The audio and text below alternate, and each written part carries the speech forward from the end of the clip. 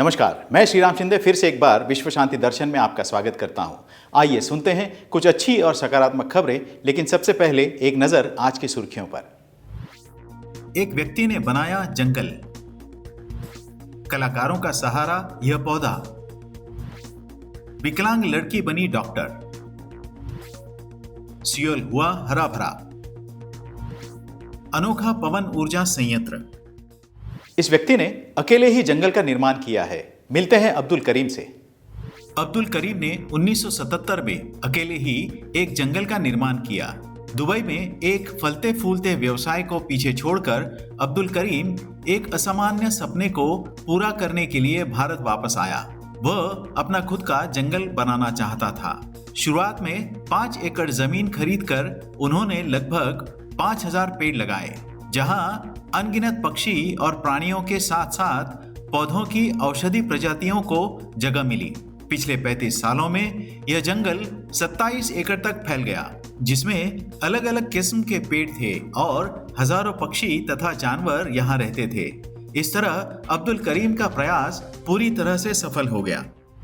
एक पौधा जो ना तो सब्जी है और ना ही खाने योग्य, फिर भी यहाँ के ग्रामीण अपनी आजीविका के लिए इस पर पूरी तरह से निर्भर हैं। बरसात के मौसम के दौरान पश्चिम बंगाल के सुंदरबन डेल्टा क्षेत्र में 1 एकड़ दलदली भूमि एक ऐसे पौधे से ढकी होती है जो न तो सब्जी है और न ही खाने के योग्य। लेकिन इस जिले के रैदिगी के ग्रामीण अपनी आजीविका के लिए इस अनोखे पौधे पर निर्भर हैं। इसे इंडियन कॉर्क भी कहा जाता है। इसे स्थानीय रूप से शोला पीट कहा जाता है या केवल शोला के रूप में जाना जाता है। इसके डंठल से एक नरम लेकिन सफेद सामग्री का उत्पादन होता है जो बहुत हद तक थर्मोकोल जैसा होता है, जिसे पर्यावरण के अनुकूल और नवीकरणीय सैकड़ों हस्तशिल्प बनाए जाते हैं। इसमें बंगाली शादी की टोपी, सजावट की सामान और आवश्यक सामान शामिल हैं। वनस्पति विज्ञान में एशिनोमेनिया स्पेरा के रूप में जाने जाने वाला शोला सदियों से बंगाली समारोह का एक अभिन्न अंग रहा है। शोला कार्य बंगाल के पारंपरिक कुटीर उद्योगों के कई अन्य हस्तशिल्पों की तरह एक कौशल है जो पीढ़ी दर पीढ़ी पारित किया जाता है। इस साल कोरोना वायरस महामारी ने बिक्री को कम कर दिया। जल्द ही बेहतर समय के लिए कलाकार प्रार्थना कर रहे हैं, जब एक बार फिर लोग शोला डिजाइन खरीदना शुरू कर देंगे। अपनी विकलांगता के बावजूद अर्चना विजयन एमबीबीएस की शिक्षा पूरी कर रही है। सुनते हैं उनके जुनून की कहानी।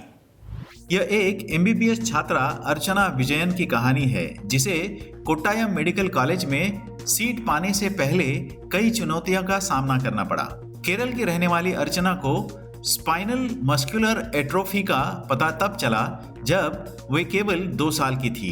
अर्चना जानती थी कि मेडिकल क्षेत्र में विकलांग लोगों के लिए नौकरी पाना काफी मुश्किल है, लेकिन वह हमेशा से डॉक्टर बनना चाहती थी और इसलिए उसने एमबीबीएस करने के लिए सभी बाधाओं का मुकाबला किया। अर्चना को अपने तीसरे प्रयास के बाद मनचाही मेडिकल सीट मिल गई। अगले ही दिन अर्चना एमबीबीएस करने के लिए कोट्टायम सरकारी मेडिकल कॉलेज में शामिल हो गई। वर्तमान में अर्चना एमबीबीएस के अपने अंतिम वर्ष में है और डॉक्टर बनने के अपने सपने को जी रही है। विश्व शांति दर्शन द्वारा विश्व शांति छात्र फिल्म महोत्सव का आयोजन किया जा रहा है, जो पुणे स्थित विश्व शांति गुंबद से प्रेरित है। विज्ञान और अध्यात्म के एकत्रित माध्यम से शांति की संस्कृति को बढ़ाने के लिए इस महोत्सव का आयोजन हो रहा है। इसमें सहभागी विद्यार्थी कम से कम 5 और ज्यादा से ज्यादा 8 मिनट की फिल्में भेज सकते हैं। फिल्म, टेलीविजन, डिजाइन और मीडिया के छात्रों को अपनी प्रतिभा दिखाने और नगद पुरस्कार जीतने का यह एक अच्छा अवसर है। इस महोत्सव के लिए कोई प्रवेश शुल्क नहीं है। इस शॉर्ट फिल्म फेस्टिवल में भाग लेने के लिए न्यूनतम आयु 15 वर्ष और अधिकतम आयु 25 वर्ष की होनी आवश्यक है। प्रविष्टियां प्राप्त करने की अंतिम तिथि 31 दिसंबर 2022 है। इस महोत्सव की अधिक जानकारी के लिए देखिए विश्व शांति दर्शन यूट्यूब चैनल। अपनी प्रविष्टियां यहां नीचे दिए गए ईमेल आईडी पर भेजिएगा।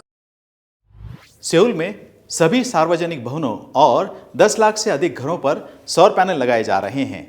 सुनते हैं इस योजना को विस्तार से। दक्षिण कोरिया के सियोल में प्रत्येक सार्वजनिक भवन और 10 लाख घरों पर सौर पैनल लगे होंगे। दक्षिण कोरिया दुनिया का चौथा सबसे बड़ा कोयला आयातकार है, लेकिन जनता के दबाव के बाद हरित ऊर्जा में स्थानांतरित करने के लिए यहाँ ठोस प्रयास किए जा रहे हैं और इसका लक्ष्य है 2040 तक नवीकरणीय ऊर्जा से अपनी 35% बिजली उत्पन्न करना। दक्षिण कोरिया वर्तमान में बिजली के लिए परमाणु, गैस और कोयले पर निर्भर है। नवंबर 2017 में सेउल की सरकार ने सोलर सिटी सेउल योजना की घोषणा की, जिसमें कहा गया था कि वह 1 गीगावाट सौर क्षमता जोड़ेगी। इससे पहले ही 100 मीट्रिक टन से अधिक कार्बन डाइऑक्साइड उत्सर्जन में कटौती हो चुकी है। एक ऐसा पवन ऊर्जा संयंत्र जो ब्लेड रहित है, ये पवन ऊर्जा संचयन का भविष्य हो सकता है। यह पवन ऊर्जा संयंत्र ब्लेड के बिना चलते हैं। आसपास चलने वाली हवा से जैसे ही यह संयंत्र कंपने लगते हैं, तो इनमें लगे अल्टरनेटर इस हलचल से विद्युत निर्मित करते हैं। इस संयंत्र में ना तो कोई गियर लगे हैं और न ही कोई बेयरिंग। यह अपने आप चलते हैं और पशु पक्षियों को इनसे कोई नुकसान नहीं होता। इस तरह के जनित्र पवन ऊर्जा निर्मित का भविष्य बन सकते हैं। कहां से कहां तक और कितनी लंबी होगी दुनिया की सबसे लंबी पैदल यात्रा? आइए जानते हैं जाते जाते।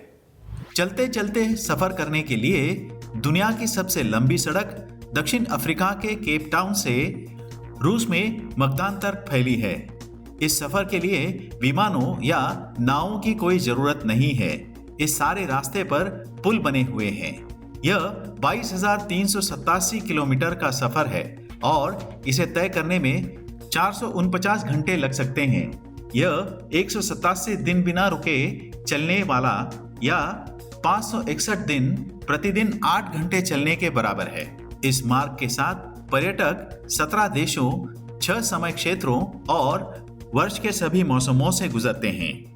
इसी के साथ आज के संस्करण में यहीं पर रुकते हैं। देखते रहिए विश्व शांति दर्शन। धन्यवाद।